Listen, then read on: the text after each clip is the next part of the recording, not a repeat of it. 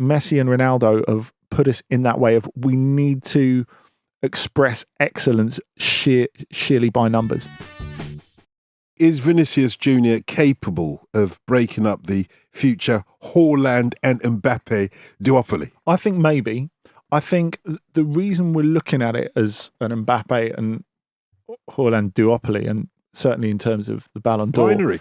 is I guess the way we look at the Ballon d'Or nowadays is that it's about numbers, and really Messi and Ronaldo have put us in that way of we need to express excellence sheerly by numbers, and that's the only way we can do it, which I think is quite a reductive way of looking at football. And also we can't constantly compare everyone to two of the greatest footballers of all time. But I think it's weird because of the way we look at everything, and certainly everything as in terms of who is the best player in the world and who's going to be the next best player in the world, and that there has to be some numerical argument for that.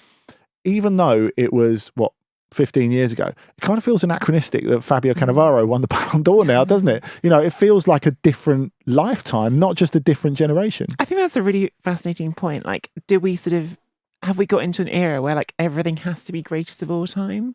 Because, you know, I've just come back, as you know, from the Super Bowl, and I found myself doing that a bit after the Super Bowl with Patrick Mahomes, and do we have to compare him to Tom Brady right away? You know, can we not just talk about how brilliant he is? And I think, you know, you saw it in tennis. There was Federer and Nadal, and then after that, everything was, you know, is it the next Federer and Nadal? I do think rivalries drive interest in football. I think having two players like Messi and Ronaldo, who you can see playing off against each other, who you have that, it makes it more compelling. It makes it more exciting. It's Nas and Jay-Z, isn't it? But it is oversimplifying, because even when you were saying that there about Vinícius, and I think there's no reason at this age, he's 22, to say that he can't. My immediate thought was, well, what about Osimhen? Like, you know, there are other players I want to have in this conversation. So always reducing it to two players is going to be reductive. Having said that, the World Cup was about two players, wasn't it? Ultimately, at least the backstory of the World Cup, the drama of the World Cup. Messi scores one, guess who's going to score the next one? It was like that to and fro. In terms of that with Vinícius, I think that's a really interesting point, because I do wonder if, I think most of us think that that was probably Neymar's last World Cup for a variety of reasons.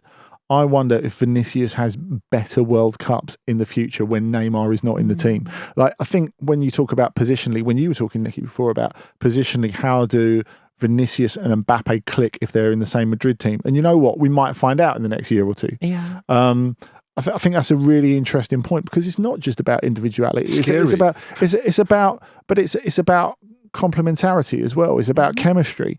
And I think there are two ways immediately, just off the top of my head, looking at the Mbappé Vinícius thing.